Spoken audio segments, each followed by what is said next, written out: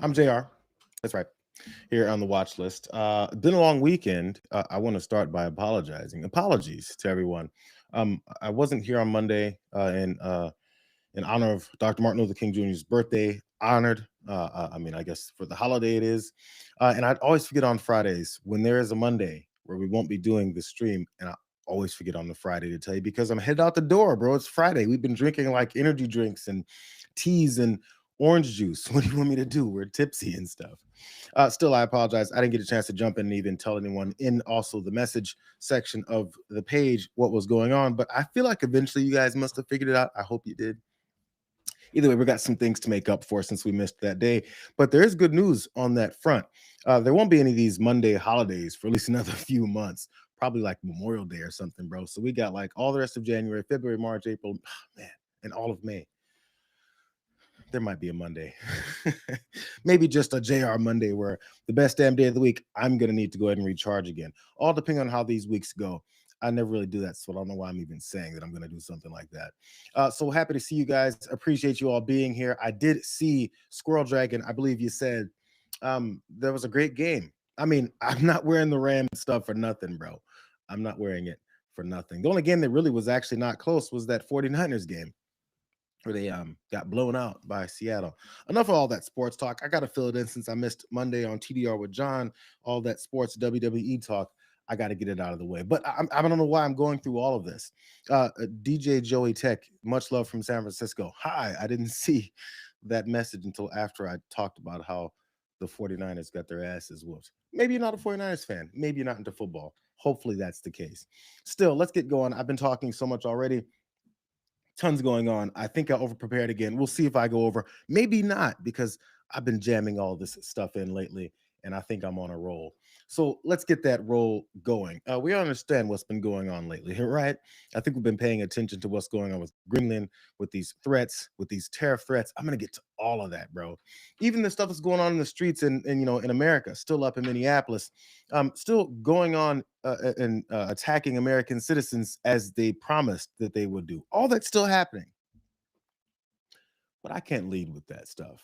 I can't lead with that stuff because that's not the main driver behind all the things that we're seeing, from our economy to our worldview to our international tirades and threats of war. All of that is based off of one thing. And oddly, that one thing was shared pretty clearly by one Sean Ryan. You guys know who Sean Ryan is? I mean, I kind of didn't until the campaign, but they are legitimately, proactively protecting pedophiles. They are protecting pedophiles at this point by redacting the abusers' names. by the White House. Listen up, everybody. The fucking White House is protecting pedophiles. You hear that? They're fucking protecting pedophiles. That's what the fuck they're doing. They are legit. Maybe it had to be said by someone like Sean Ryan. Sean Ryan, who I didn't really know who the hell he was, and I still kind of don't. Like, he's a podcaster, maybe a guest, used to be like some other thing. I don't know. But he's one of these guys who was a popular enough guy with all of the bros that were saying, yeah, fuck yeah, Trump. And then, he pushed them way to voting in his direction because he's a badass. And we're voting for this, that, and the third, that everything that we know he's not really going to do.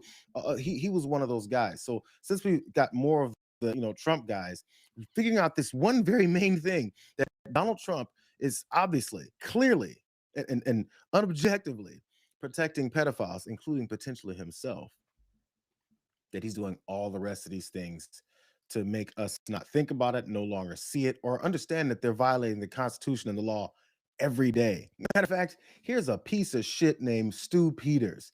He even had a nice long tirade about what it is that's going on and why it's going on. You guys don't know who Stu Peters is? I'll update you. He's a piece of shit, Nazi, fascist, Trump supporting guy. That is, until now. It's all about these Epstein tapes. And that's why the guy who promised to fast track their release is instead giving the bird to middle-class, blue-collar laborers that work for Ford when they're asking why he's protecting pedophiles. Well, because he is one. He's one of them. That's why. The United States sent this carrier fleet, this strike fleet filled with battleships and fighter jets, into the proximity of Iran, signaling that war with Iran is baked in. We're going to go bomb Iran. And so China responds by sending fighter jets into closed Iranian airspace, and they're not there to bomb Iran.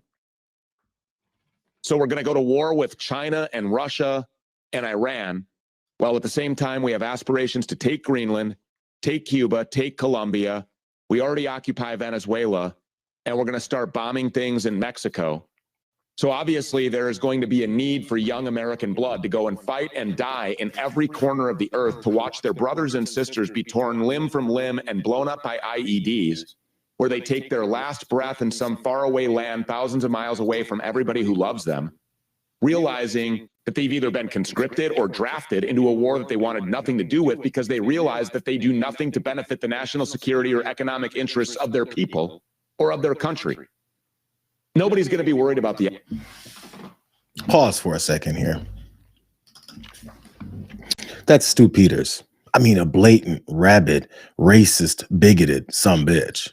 I mean, he's always been on record for being that way.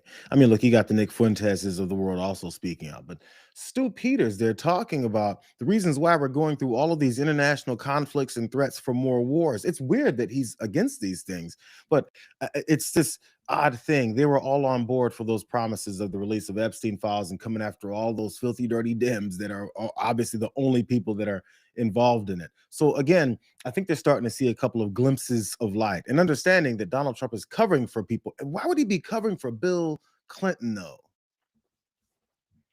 It's not just Bill Clinton. I do believe he's in it. But the other back part of this is how they've been talking about how they're going through all of these issues and they're going to break down and get to the bottom of it. These guys apparently are unhappy about it. I'm going to let Stu Peters finish, though. I just want to remind you guys of who he is and how stark this is, that he's now changed his tune on this one issue. I'm sure he's happy with all the rest of the fascism that's going on.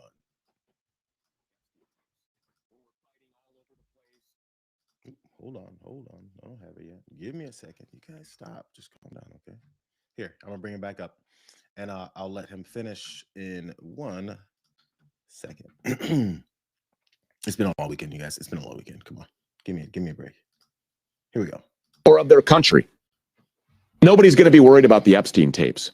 When we're fighting all over the place, why are we really fighting in these wars? These people have agreed to mutual self-destruction before they will be exposed for what they were doing to innocent children on tape, because there's a human aspect to this. And I've always said that when 8.5 billion people realize who's on those tapes and what it is that they were doing to these kids, the entire system comes crashing down. All of it. It burns to the ground. The empire of lies, the house of cards, it all falls. These people are completely exposed, and that's where we're at, and that's what we need. And now we're seeing the mutual self-destruction that these people have agreed to in order to prevent that from happening. None of this is America first. None of it. Not the wars on our own streets, not the wars in any countries abroad, not the occupation of any countries, the annexation, the genocide or ethnic cleansing of people like in Gaza. None of that is America first. He mentioned the self-destruction that these guys have. Am I still doing this? Hold on.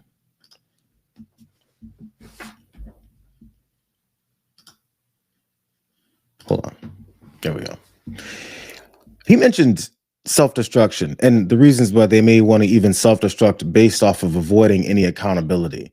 It's one of those things that has been a hallmark of this country. There's plenty of things that will destroy our own economy and everything, destroy other people's lives in order to make sure they keep this weird hierarchy of white supremacy going. But also in this particular case, it was this hierarchy of a bunch of pedophiles that ran across this huge sex trafficking ring with minors, with children that they raped internationally. But we're seeing it right in front of our faces. So maybe some of these guys that, again, I had no interest in trying to convince of Donald Trump's evil. The only way they get convinced is once their evil guys spit in their face and toss middle fingers at them countless times. But have you heard the latest here? This is what happened, I believe, just over the weekend when they're trying to continue this cover up going. It's pretty blatant. It's pretty straightforward. Kind of like, you know, their guy Sean Ryan said. Here's Eliza Orleans. Apparently she's a former defense attorney, or is still now in the legal field. But I'm gonna let her break down what it is that's happening lately. The latest thing that they've been doing on this blatant and obvious cover-up to make sure they don't have any responsibility to the American people or the people even that they said they were going to serve in releasing these files and bringing the bad guys to justice. Here's Eliza Orleans about what's been going on. I'm Eliza Orleans, career public defender for 15 years in Manhattan, and a new court filing just dropped in the Ghislaine Maxwell case, which is related to the release of the Epstein files. Okay, so the Department of Justice just moved to block the appointment of an independent monitor who would oversee the release of the Epstein files. I'm about to tell you what's actually happening, but before I go into it, make sure you're following me because you have not heard the end of this. There will be updates and I will be posting about them, and you will not see them if you are not following along. Okay, so after the Supreme Court denied Maxwell's petition last year, Congress passed the Epstein Files Transparency Act with the express purpose of requiring the government to release the materials from this case. Representatives Ro Khanna and Thomas Massie have been pushing for an independent monitor to ensure that the Department of Justice complies with the law because they have not been doing so, and 99% of the files have not been released. Now, tonight, the DOJ is advancing two new arguments. First, they're claiming that Khanna and Massie lack standing. Essentially, the DOJ is arguing that because they are legislators, they have not suffered a personal injury and therefore cannot seek enforcement of a law that they helped to pass. Second, and this is the core of the filing, the DOJ argues that the Transparency Act does not create a cause of action. What this actually means is that the DOJ is saying that even though Congress passed a law directing disclosure, the law contains no enforcement mechanism, and therefore the court has no power to compel compliance. According to the DOJ's position, disclosure is optional. Congress passed a statute explicitly called the Epstein Files Transparency Act, and DOJ's argument is that it retains complete discretion over what gets released, when it gets released, and whether anything gets released at all. This filing is trying to raise this fundamental question about whether executive agencies can just evade congressional mandates by arguing that transparency laws are judicially unenforceable. This brief is signed by Pam Bondi, Todd Blanche, and Jay Clayton, all the Trump appointees who've been doing his bidding, and their argument would leave the protective order in place, maintain DOJ's exclusive control over the records, and eliminate any independent oversight. Congress acted to compel transparency, and DOJ is asserting that they found a way around that command.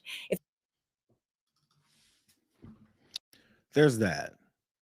So they're filing these motions declaring everything, when in reality, they don't have to file anything. What they're doing is blatantly and basically saying, we're not going to follow the law. You don't have the authority to make us. Short terms, make me is basically what they're saying. And they're saying you can't do so.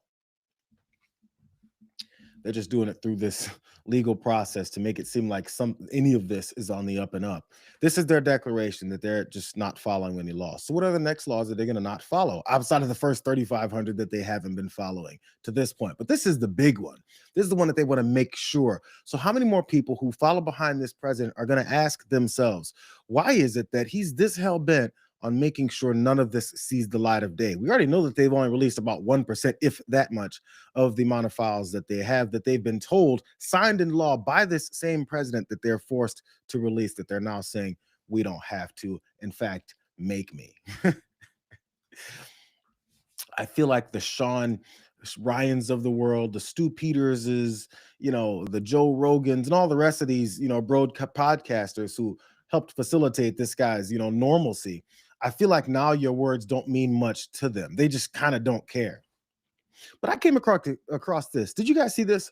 Speaking of some of the potential people that be named in here, and also potentially people who will see some kind of consequences for their potential actions, because we don't know, they haven't been showing us anything, is one Tom McMillan, former basketball player from the 90s.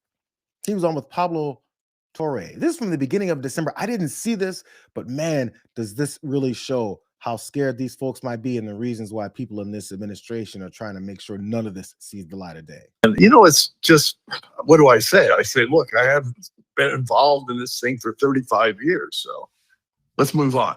Totally understand. And there's just one more thing, because I just need to make sure I understand it for fact-checking reasons and clarify. Let's move on. Yeah, let's move on. I really didn't do this interview. They hashed back something 35 years ago that I barely remember. So totally understand. It's just irresponsible of me to not ask the question about, this is Epstein plane flight logs, January 29th, 1993. This is 2 months after the party at Mar-a-Lago that we showed when you were talking to Ghislaine Maxwell right behind Trump and Epstein. 3 weeks after you left Congress. Do you recall this flight? This would be from D.C. to Atlanta to Palm Beach. No. Because your name is listed there next to Tommy Quinn. I don't recall, and I don't think it's accurate. So I don't recall. Yeah, and then the second line there, it says Tom McMillan, parentheses, congressman. So I'm just trying to make sure I just responsibly clarify what's happening. Not true. I don't recall any of this. So nervous as fuck. I mean, that's just what the guy is. Why is this doing this now? The guy is shaking from his nerves over that exposure there of his name on this list, on this flight log. Congressman, former NBA player. So I always saw this guy in this one particular video that also Pablo Torre showed him right before he asked him all of these questions that had him, so shaken. And he was the really tall guy standing behind Epstein and Donald Trump at this very, well noticed party scene that many folks who were paying attention had seen. This is what Pablo Torre showed him right before he was asking him these questions, in case you didn't know who this guy was. Again, former NBA player and also former congressman. Did you interact with Epstein that night? Do you remember what he was like as you were sort of like walking in together and all that?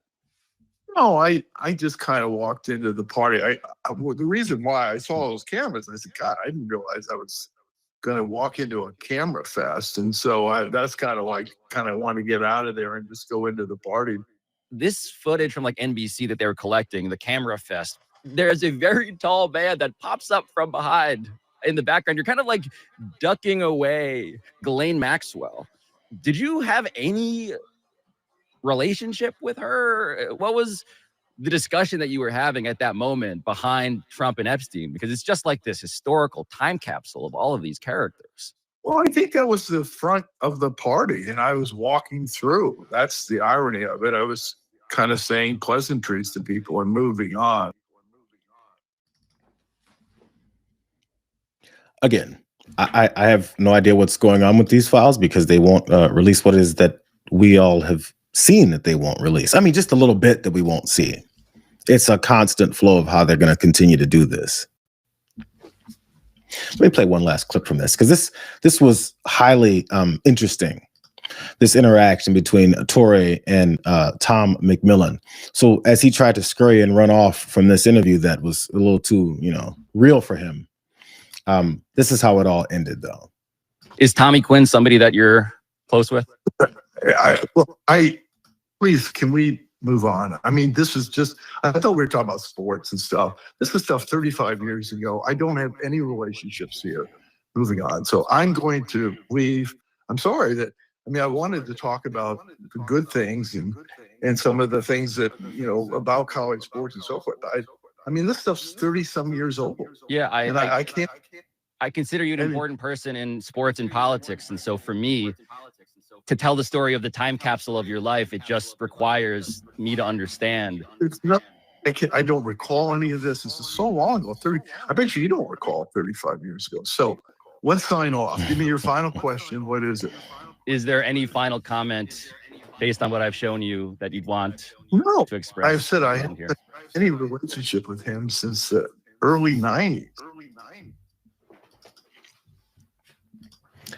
No relationship with him. He doesn't recall. Can we just move on, please? Man, he was agitated. This is the thing. These are simply the kinds of interactions and the kinds of consequences, and even maybe people trying to explain themselves that need to happen. If he just showed up at parties and didn't know what was going on and didn't know who Jeffrey Epstein was and, the business that he had of, trafficking, young children, he should be able to say that. You should be able to say that. I'm sure there's plenty of people that knew Jeffrey Epstein and didn't get involved with the things that he was involved with. And there's also plenty that did. And sometimes you can see it written all over their faces. Or sometimes you can see it written all over invasions, attacks on American cities, threats to go and take over other countries and their also territories, breaking up people's sovereignty and distracting the American people from the blatant cover-up that we're seeing from this White House because there's a president there who wants to cover up his name, any recognition, and all records of what we know he's been up to. Let's stop acting like it's not what it is. So let's shift to some of those distractions. I mean, they're serious distractions, but they're still distractions. But before that, let me go ahead and back into this. Man, it's been like 3 days and I feel like I don't even know what I'm doing anymore, bro. Let's like this stream. I just did it over on the spot there for me. If you guys are still around, make that happen for me also as well. Share it. Also subscribe if you haven't done that yet. Let the folks know we do this every day at noon. It's good times all around. Let's jump to this next bit because I've got so much to talk about. Man, it's been 3 days off. I mean, why not? Let's jump into this next big thing because, as I pointed out, one of these big distractions from the main story of their cover up for this child sex trafficking ring that our president was probably involved in is this attack on American cities and the pushback from it. As I said, the resistance is happening and it's coming in many different forms. The problem with this Fox Big Weekend show is they don't like one of the forms that the resistance is coming in, and it's in another one of those forms of exposing these types of folks who are, don't want to be exposed. But far-left activists are already hard at work doxing ICE agents using absurd methods. TikTokers are encouraging users to expose agents on dating apps, apparently believing ICE is spending all their time scrolling through dating apps while rounding up dangerous illegals. If you're on Grindr, if you're on Tinder, and you come across a new influx of men who have traveled into your city for a very specific reason, screenshot it and send it to me. I am trying to compile a folder of everyone who we can identify as an ICE agent. I just wanted to make sure that any of my gay friends here in Minneapolis are on Grindr because it is blowing up right now with all of the visitors from out of town. I bet you could get some pretty good info. Yeah, David, are they trying to shame federal agents who may be homosexual, or are they just, they always bring their own arguments full circle. Okay, so let me ask the left. What do you have against homosexuals or somebody who's gay if they happen to be in law enforcement? You're going to out them? Are you fucking kidding me? Conservative voices on Fox News are gonna go and ask us. I'm gonna flip the script on you liberals, since you guys are like exposing ICE agents that are run up in Minneapolis on Grindr. What do you have against gay people? What the fuck do you have against gay people, bro? Why has this been such a drumbeat of hatred towards certain groups of people? So then therefore, when you get exposed for being a hypocrite because you want to limit people's rights when actually you're attracted to those folks, then maybe that's the reason why people want to expose these people, embarrass them, make sure that they run away, because obviously this is their biggest, most well-kept secret about their lives. That is, until they're looking for a little bit of something up in Minneapolis between, kidnappings, murders, and shootings, all that type of stuff. They know. This is the thing. That was David Webb and Joey Jones. They know. They understand the purpose for it, and they're actually a little afraid of it. So they want to give the whole purpose, I believe, for them running that little segment about showing people who are going to be outing ICE agents, murderers, Gestapo, Klansmen, Proud Boys up in Minnesota, is because maybe they want to give a warning shot to the folks that they want to protect. Big weekend show, you guys. Look out, everyone. Be careful on Grindr this weekend because, these libs are going to be exposing you guys.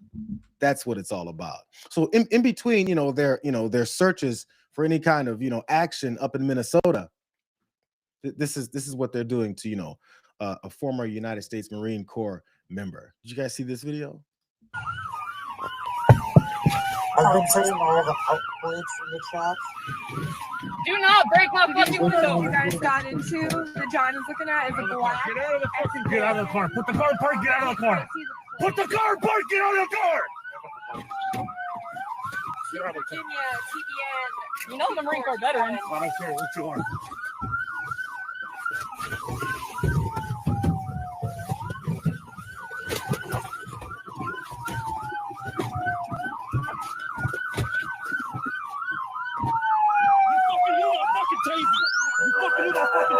Get the fuck out of the car right now! Get the fuck out of the car! This video has been analyzed many ways, but they snatched the woman out of her car after she points out she's the United States Marine Corps former. I don't care who you are. Oh man, support the troops. I don't know why I even have these arguments anymore about their hypocrisy, the things that they actually don't care about, despite all the things that they've always said.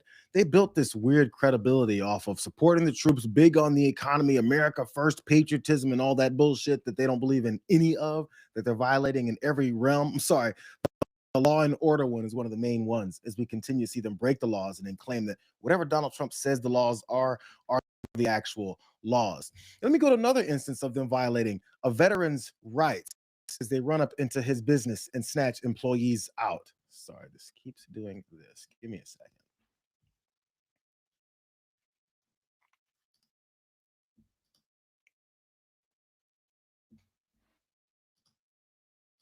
So a little bit more from the, the support the troops crowd out there.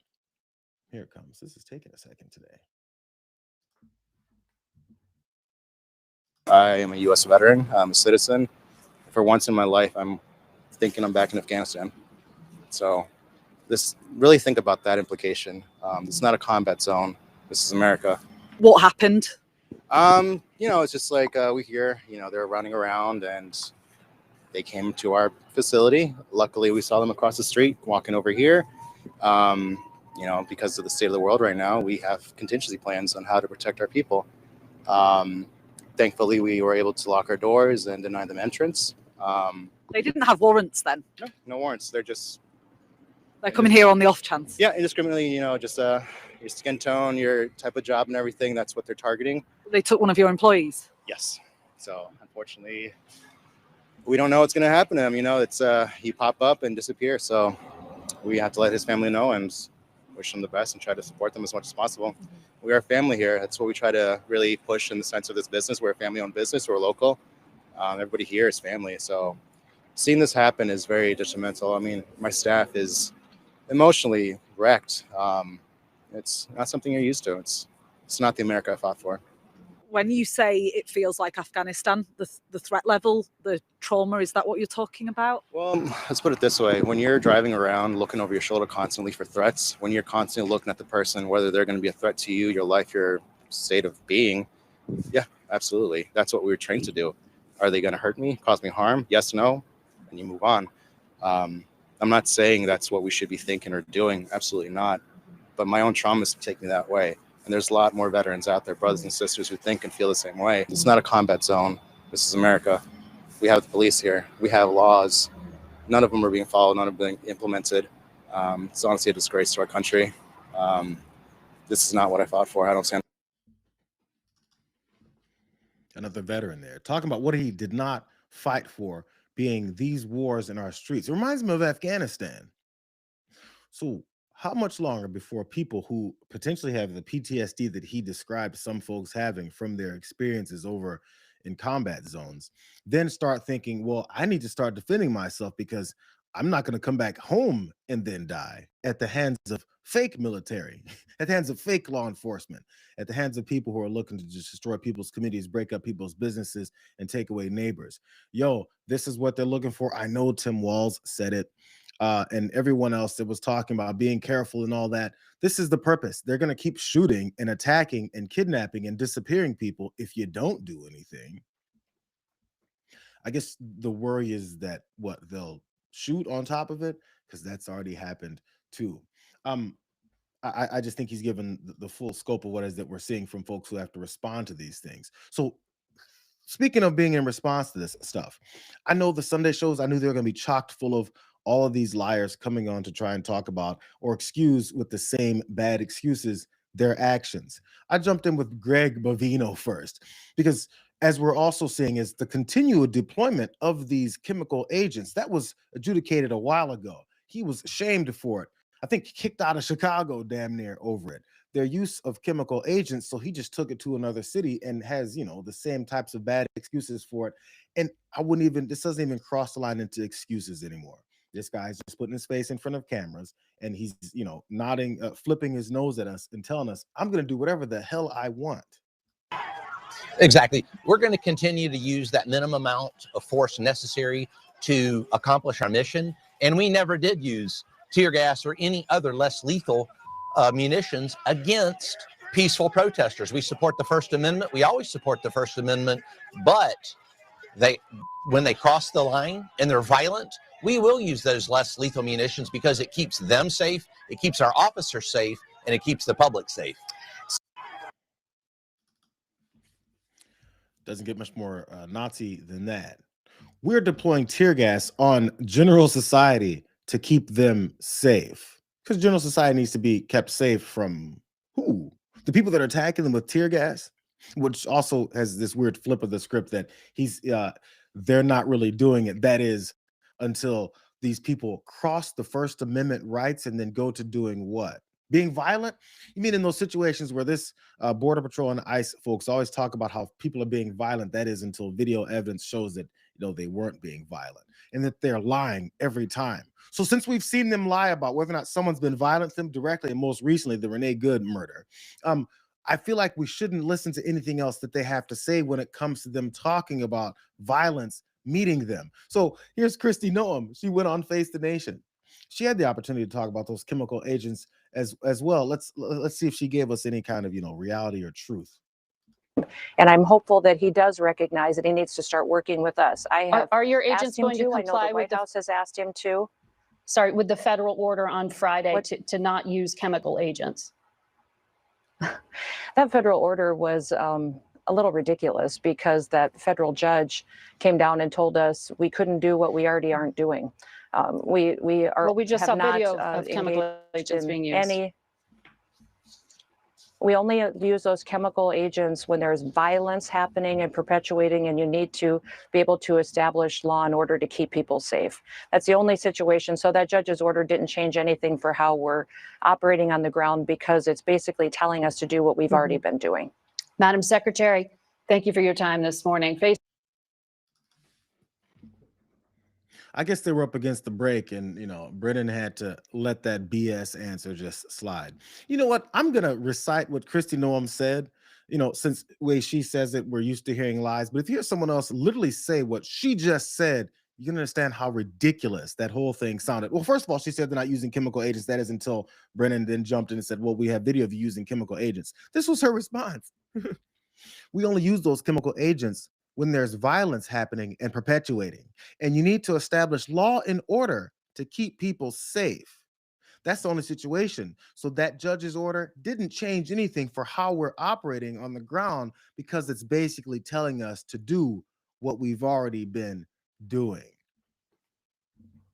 You get told that you're lying and proven that you're lying about use of chemical agents on citizens in this country, the way that Donald Trump promised he would, unleash armies to, attack American citizens. And then when you deny it and then been proven to be wrong, your answer is this judge's order is nonsense, because he's telling us to stop doing what we're already not doing.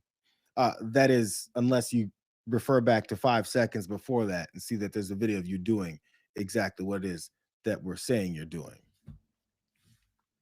Here's a good idea. Here's a really good idea. Let's stop having arguments with blatant liars, because after you catch them in their blatant lie, they're going to, say that the same thing over and over again. There's no other lies left. It's the same ones. You know what? This whole use of chemical agents on people who get violent, maybe they should ask this man who had like several children in the car, one being a 6-month-old. I was a driver. The officers hopped out, literally. The officer hopped out of nowhere. He said, "Get on." I said, "Oh, I'm trying to leave." He said, "Okay, that's fine." Officers threw flashbangs and tear gas in my car and made I got 6 kids in the car.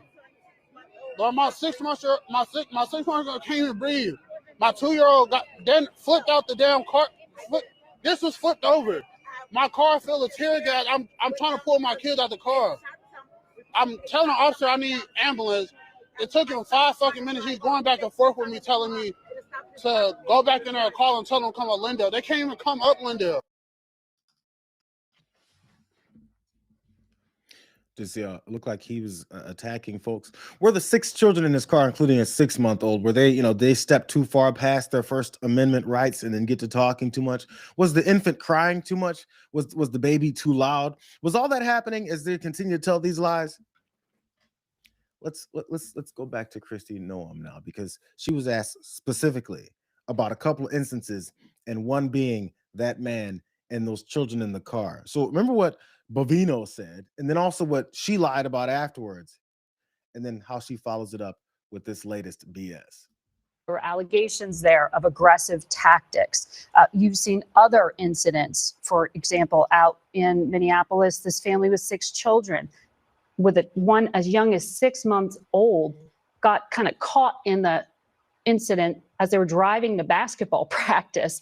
The mother, Destiny Jackson, told CBS ICE agents stopped the car, told them to leave, but the agents were in the way, and they feared that they would have happened to them what happened to Renee Good. They didn't drive off. ICE released a canister of tear gas, and the mother described giving her infant CPR. We're showing that video there. Do any of these tactics seem to you heavy-handed? That family was caught up in that situation because of violent protesters that were impeding law enforcement operations. And that family would have never been in that situation if those protesters had been acting peacefully and law enforcement was able to do their job without being threatened. And so it's a terrible situation that family had to go through, and I hope it never happens again. But we need to remember that because the mayor and the governor have allowed this kind of violence to be perpetuated across Minneapolis is why there's other innocent people that are impacted throughout the city, but throughout their state as well. And it doesn't have to be this way. They could establish a peaceful protest zone. They could enforce their laws.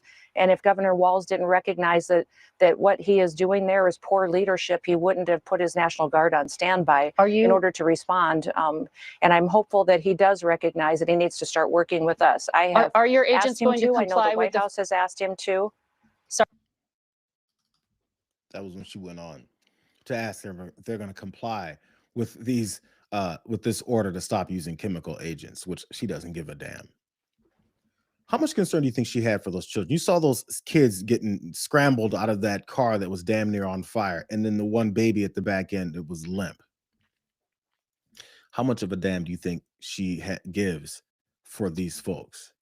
It goes right to blaming anyone else. I hope it doesn't happen again. As the head of the Department of Homeland Security, who keeps talking about how they're going to run in more cities and use more flashbangs, and that this judge's order for them to stop doing things like what we just saw them do is null and void because we're already not doing it. That is until you see us do it. How much more, calm and patience and, convincing that we're supposed to be giving these folks before, we just start speaking their language? They don't care. That's been the whole purpose. Greg Bovino goes in the street, smiles and cheeses and talks about how he's going to harm more people. And then we're supposed to have some kumbaya moments about trying to convince them that their ways are wrong. They understand that. That's why they're doing it. They're not good people. They're evil. They're murderous. There's a guy who they have in hiding right now who murdered Renee Good. So, why would they care about what anybody thinks of them? They've got, the guns. But they're not the only ones, as they keep being reminded. Have you guys been seeing these images of folks? I'm not sure if it's just Minneapolis area, more folks out in front, open carry with their big ass long guns, rifles, semi-automatics, all this that they have out now. That's what we expected to see, because this country's chocked full of guns. That's what they're hoping for. I understand that. I understand it. It's fine. Whatever. Let's move on though. Just want to give you guys an update on two of the main things that are going on. But here's some more of those distractions. But again, important distractions that actually will lead to severe consequences. And one of those consequences was outlined very clearly by Rasmus Jarlov. I hope I'm getting the names right. He's a member of the Danish parliament. And, the Danish parliament is this political entity, for Denmark, who controls Greenland. And as we already know, Donald Trump and the rest of the folks that are surrounding him don't care. His response to this aggression towards Greenland. How far is Denmark and how far are your allies in Europe willing to go to defend this red line you're setting? We will, of course, defend Greenland. If there is an invasion by American troops, it would be a war, and we would be fighting against each other. We know the Americans are stronger than us, and you have a much stronger military than ours, but it is our duty to defend our land and our people, and the 57,000 Danish citizens that live in Greenland that have made it absolutely crystal clear that they don't want to be taken by the United States. We have an obligation to fight for those people, and our forces will do that. But it would be a disaster also for the United States. I think it's pretty clear. They say it would be war if we follow through on Donald Trump's promise to then go attack Greenland for the purpose of, inflating his ego or fulfilling whatever promise that he made to himself one night when he was having fantasy dreams about being, the dictator of the world. So we're violating and going after more of our allies, while still the folks that we always talked about being the enemies of, democracy in America, we're assisting in that tear down of NATO. Here's a good perspective. Here's a NATO commander talking about what it is that he's had to experience in the upside down world that he's now living in. Compared to other NATO partners, how tough are the conditions up here? It is very, very tough. And that's also why we have to train up here. The Danish commander in charge tiptoes around the politics of it all. As a NATO commander, are you personally surprised that a NATO partner could be threatening another NATO partner? I will not go into politics, but I work perfectly together with the US military. We have done that for decades in Bosnia, in Afghanistan, in Iraq, and we do it also today. As a Dane who suffered a lot of losses in Afghanistan, as many per capita as the United States, is it disappointing to you that we're in this position? Frankly, it is. It seemed like he was looking for some other answer than, yeah, this shit is very disappointing. The fact that this has always been this backed up plan, this agreement between NATO partners, and now Donald Trump is bashing it, talking about how he's going to do the next thing and the third to destroy it because he's got plans for Greenland. But did you hear this over the weekend? That this is really the news that's shaking things up. Nick Schifrin, who's a foreign affairs and defense correspondent for PBS, posted that there was a letter being sent from Donald Trump, to Jonas. I'm saying his name right. Here we go. I'm gonna get it right, I promise. Jonas Gastor. He says, "Dear Ambassador, President Trump has asked that the following message shared with Prime Minister Jonas Gastor be forwarded to your named head of state." This is what he said. Donald Trump sent this letter. "Dear Jonas, considering your country decided to not give me the Nobel Peace Prize for having stopped 8 wars plus, I no longer feel an obligation to think purely of peace, although it will always be predominant, but can now think about what's good and proper for the United States of America. Denmark cannot protect that land from Russia or China, and why do they have a, quote, right of ownership anyway? There are no written documents. It's only that a boat landed there hundreds of years ago, but we had boats landing there also. I've done more for NATO than any other person since its founding, and now NATO should do something for the United States. The world is not secure unless we have complete and total control of Greenland."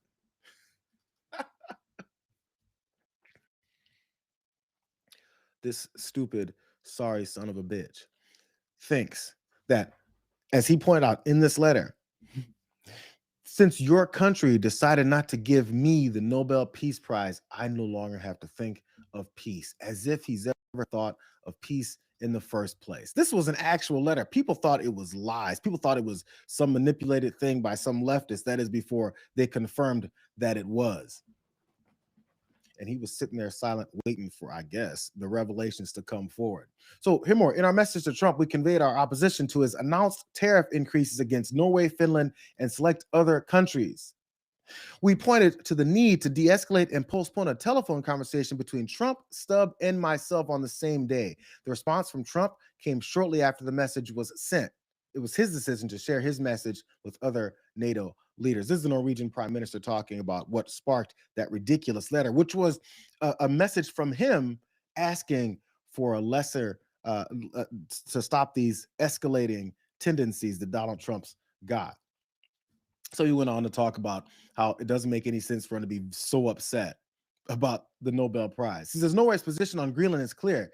Greenland is part of the Kingdom of Denmark, and Norway fully supports the Kingdom of Denmark on this matter. We also support that NATO is a responsible way, in a responsible way, is taking steps to strengthen security and stability in the Arctic.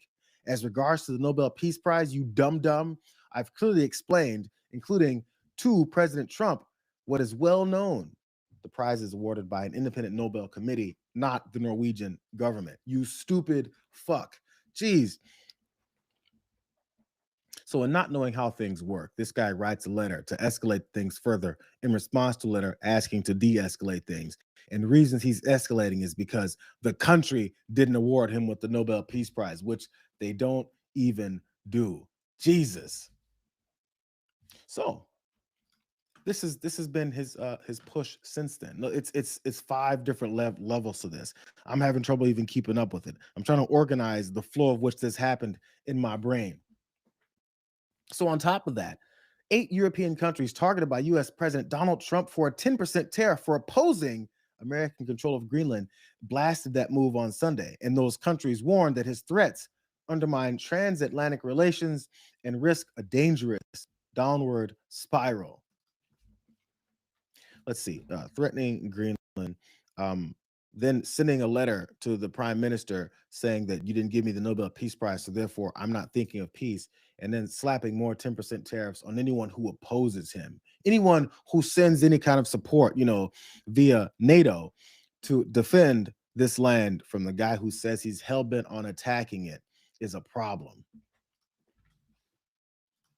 And Scott Bessent, who's supposed to be a Treasury Secretary, he's out front talking about it and trying to support this guy in his stupid moves. He says it in very fascist terms. Again, I would say this is the same kind of hysteria that we heard on April 2nd. There was a panic. And what I'm urging everyone here to do is sit back, take a deep breath, and let things play out. As I said on April 2nd, the worst thing countries can do is escalate against the United States. More upside down world. The worst thing that other countries can do is to escalate against the United States. That is, after your president escalated with guys who sent a letter saying to de-escalate. Who's escalating? It's either you watch them escalate and get steamrolled, or you say, well, stop, bro, and that's escalation. Isn't it similar to the ICE raids and these kidnappings of people and then sending all of their Gestapo members into the streets to take folks out of cars and in their homes? And it's like, well, if you don't escalate the situation by, protecting your face before we hit you with the butt of a rifle with it, then this can all go smoothly. It's almost like, they're fascists or something. But it wasn't even the only thing that Donald Trump revealed or wasn't revealed about Donald Trump and his communications over this whole matter. He revealed this after the beef keeps growing. Donald Trump posted a private message between him and Emmanuel Macron of France. He even posted, he said, note from the president of France. So he says, my friend, we are totally in line with Syria. We can do great things on Iran. I do not understand what you're doing on Greenland.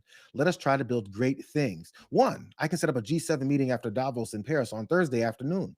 I can invite the Ukrainians, the Danish, the Syrians, the Russians, and the margins. 2, let us have a dinner together in Paris together on Thursday before you go back to the U.S., Emmanuel. So this is the message that Donald Trump revealed about Macron. So the question is what does he want us to get from this? I mean, the main thing that people are getting from it is that he's saying, yo, let's chill about all this. What are you doing? But what I first saw was him talking about how they're all totally in line on Syria, Iran, bombing those countries. Who gives a damn about them? What we need to talk about is making sure you don't go to bombing Greenland. So they're okay with, I guess, Macron to a degree. I mean, I'm not big on, the French politics and their direction towards Iran and Syria. So I can only go off of him agreeing to the things that Donald Trump wants to do in those countries.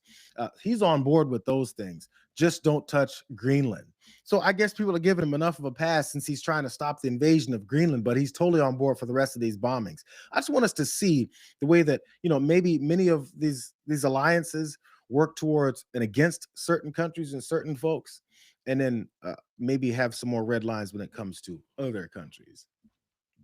There's only a certain degree where you can trust folks, it feels like. But I guess this is supposed to be a big exposure to show how much Macron is against him, and maybe you should hate Macron now.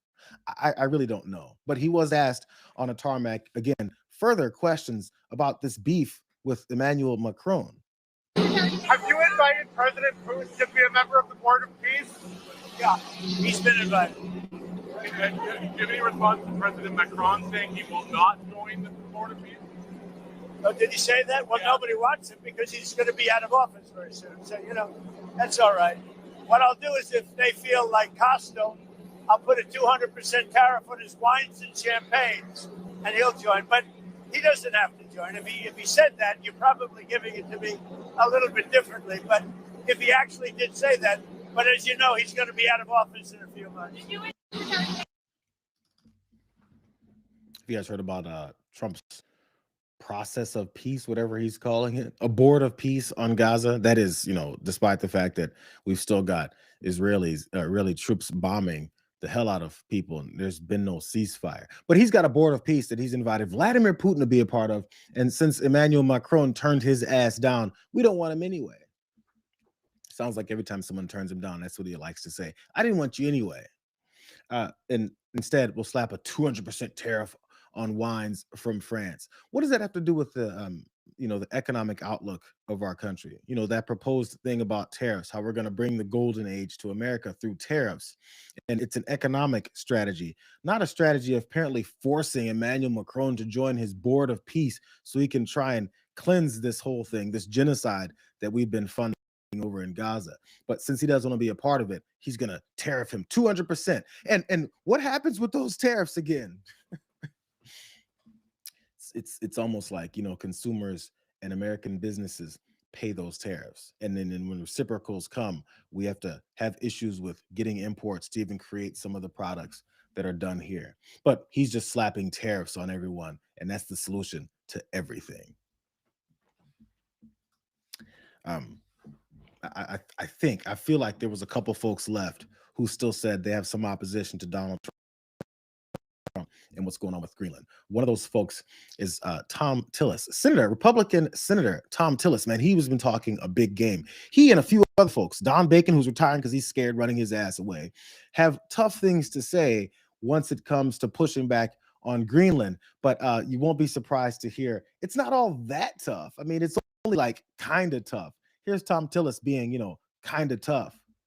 There are some other Republican senators who have raised the issue as well. I believe Senator McConnell has said that if the president goes ahead with this moves on Greenland, if something were to happen there, that this would be something that other Republican senators would move to impeach him on. Are you in that camp? Well, I'm not going to go to impeachment because I would go to the process of implementing, let's say it was a kinetic action or some sort of increase in military presence, that I'd immediately go for a war powers resolution. I think that we could easily get veto-proof majorities. That's why I'm trying to advise the president. We need to project power from Greenland. We can do that. That's Tom Tillis. Tom Tillis is not for impeachment if Donald Trump does the unthinkable, like invade Greenland, which apparently a bunch of Republicans are against him doing. That is, unless he does it, then it's time to be all on board, for doing it. That's how this Republican MAGA party works. This is the same Tom Tillis who was going scorched earth on Stephen Miller for the same projection or the same plans for going after Greenland. Look, either Stephen Miller needs to get into a lane where he knows what he's talking about or get out of his job. Look, I've been, the reason why I thought it was important for me to make a comment on the floor is I've been the Republican leader of the Senate NATO Observer Group since 2018. There is no more important alliance than the NATO alliance. And Denmark has punched above its weight. So to have the prime minister suggest that they have to be prepared for some sort of action by the United States suggests to me that Mr. Miller does not know anything about the alliance, the importance of it. And, generals, I was on Senate Armed Services for 8 years, and generals would always say the same thing. The only thing worse than going to war with allies is going to war without allies. This alliance is critically important. Shaking that alliance sends a signal to Putin that he's winning, and Stephen Miller doesn't represent the U.S. government. He represents the Article 2 branch, and I, as a member of the U.S. Senate, get to weigh into this issue, and I know, whether they say it out loud or not, most of my colleagues agree with me. Most of Tom Tillis's colleagues agree with him against this whole move towards Greenland. And Stephen Miller should stay in his damn lane. What a loser idiot he is to keep pushing this. That is, unless Donald Trump pushes it explicitly, sends notes, reveals personal text messages back and forth between these leaders talking about this whole thing. But Tom Tillis is a flamethrower, bro. He wants you to really know, man, Stephen Miller better stay in your lane, bro. He's not for any kind of impeachment. He even said, there's no more important alliance than a NATO alliance. Well, is that except maybe the alliance between, Republicans in Congress and Donald Trump? Because they appear to be selling everything for his ass. Matter of fact, it gets even worse. This is probably the back end of that interaction with Tom Tillis on CNBC talking about what type of things he's going to go after Donald Trump for if he violates and continues to do these things that apparently a bunch of Republicans are against. Thank you. Oh, thank you. And to be clear, I'm not critical of the president. I'm critical of the bad advice he's getting on Greenland. Okay, well, thank you. Oh, thank you. Before all the dust settles, Tom Tillis wants everyone to know. He wants, one guy to know. I'm not against Donald Trump, bro. I mean, I'm not against you. I'm not being critical of you. You're just doing all this shit. I'm just critical of the people who are advising you. So Donald Trump has absolutely no responsibility and no consequences for the things that he's doing. Just the people that are advising him. How long before Tom Tillis wants to do something about those folks that advise him? You think he's going to call for these folks to step down? They're going to call for Donald Trump to fire him? Here's one of those people that's advising Donald Trump. How many tough words has Tom Tillis had for this guy? The plans for tariffs on Europe then? Well, we're in the midst of completing a very good trade deal for both sides. So the plan is to go ahead with the trade deal. Of course, the president has said that he, on February 1st, will implement a 10% tariff if the Danes do not want to give up Greenland. And it is on the 8 countries that sent troops to Greenland. So what do you want the plans for tariffs on Europe then? This smug, sorry, some bitch is just going to sit up there and say, well, we're just slapping more tariffs. This guy's supposed to be, the Treasury Secretary, but he's going to still just rubber stamp everything that this guy does. Is Tom Tillis going to get mad at him yet? Is Tom Tillis going to go scorched earth on Scott Bessent yet? Because they keep doing the same thing. We keep talking about how this is going to be something that so many Republicans are against. That is, until Republicans are totally for it. Like everything else that they said that they'd be against. Maybe they'd be against it because of the fact that folks have some investments in the stock market, and those might be damaged. Maybe that's an issue that'll bring up. Wall Street's pointed towards a sell-off of the open as global markets react to President Trump's calls for the U.S. to take over Greenland and threats of new tariffs against several European countries and potential retaliation by the EU. Yields on U.S. Treasury bonds are spiking. The dollar comes under pressure, and gold hits record highs as investors flock to so-called safe haven assets. U.S. stocks are coming off a losing week. Just simple, straightforward bad news, completely directly off of these more tariff threats that Donald Trump is pushing. That is before he folds and says that it didn't happen. It's the back and forth, and it's the playing of the stock market. And so as people panic, he's going to reassure them, don't worry, we're going to make sure you guys get paid while we screw over more normal Americans in every kind of way that's possible. Scott Bessent also thinks that the Supreme Court's not going to do anything about it. They're very sure of themselves and all these horrible policies that they have going that we're supposed to just continue to just let happen. It seems like a broad thing we have to try and cover. I know I've been from Epstein files today to over to Greenland to what's happening on the streets in Minnesota and other parts of the country, because it's just constant chaos. It's overwhelming chaos so that you can't keep track of any of the disasters that he's carrying out You're just supposed to get mad, move on, and then we don't do anything about it. Is anybody remember that Tom Tillis had a scorched earth moment over Greenland? That is until he says, I'm not blaming Donald Trump. I'm just not blaming him. I want to make sure you guys know I don't want him impeached. I'm not blaming him. But they're slapping all those tariffs on those other countries to make sure that they get in line. Except there's this weird confirmation that we got for about the 200th time. It's in the Wall Street Journal. Americans, not foreigners, are bearing almost the entire cost of U.S. tariffs. That's according to new research. I mean, new research that also coincides with everything else. That contradicts a key claim by Trump and suggests that he might have a weaker hand in this reemerging trade war with Europe. This trade war over him trying to, take other people's lands. Here's more from these revelations from the Wall Street Journal that apparently more people needed to see this before they fully realized, reality. So this new research published Monday by the Kiel Institute for the World Economy, which is a well-regarded German think tank, suggests that the impacts of tariffs is likely to show up over time in the form of higher U.S. consumer prices. They've been skirting by the fact that many of these companies, larger ones, are taking in these costs, and they haven't fully sent that charge and cost down to us yet. It's, I guess it's still slow rolling out. Here's more. By analyzing $4 trillion of shipments between January of 2024 and November of 2025, the Kiel Institute researchers found that foreign exporters absorbed only about 4% of the burden of last year's U.S. tariff increases by lowering their prices, while American consumers and importers absorbed 96%. I remember during the campaign, he was talking about tariffs, and that's his favorite policy. Tariff is his favorite word and all this bullshit. And then we had this debate over whether or not it made any sense for him to implement more tariffs and change everything up and make sure everything is worse, and then claim that everything is great when actually he's losing manufacturing jobs and businesses, smaller ones, are going out of businesses. These farmers that loved him are complaining about their lives. It's weird that we already knew all this stuff. But still, last point here from the Wall Street Journal. Here's a quote from Julian Hinz. There's no such thing as foreigners transferring wealth to the U.S. in the form of tariffs. He's an economics professor at Germany's Bielefeld University. The $200 billion in additional U.S. tariff revenue last year was, quote, paid almost exclusively by Americans, he said. That's likely to fuel higher U.S. inflation over time.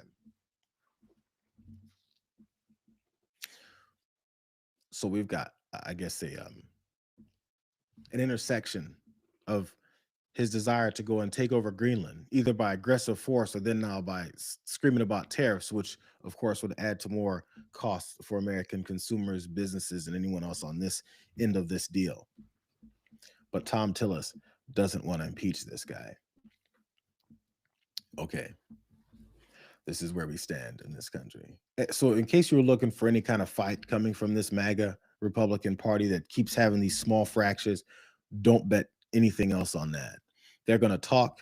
He's going to go on CNN. He's going to scream at Jake Tapper and try and make himself sound strong. And then he's going to fall right back in line. That's how this works. Our representatives aren't representing us. They're representing Donald Trump, or they're afraid of Donald Trump. So they're just kind of quiet. We'll keep looking for the ones that are going to do something about this. It's about time for him to go. It's been time for him to go. But still, the next best day after yesterday, is today, and then tomorrow to get this guy out of office. Also, I'm 3 minutes over. The next best time for me to end is now. I only went over by just a little bit, you guys. Appreciate you being here for yet another Tuesday, the beginning of another week. We missed the best damn day of the week. Let's make the rest of it all wonderful there, too. Once you get over to TDR, for those of you that hung on, say hi to John for me. Tell him I say, happy new week and best damn day of the week and all that fun stuff. Let them know that we had a great time over here. We do this every day at noon in case you guys just found out about it. We'll see you guys next time on a Wednesday. We're already halfway through the week, bro. It's going to be lovely. We'll see you guys next time, okay? See you later, Mom.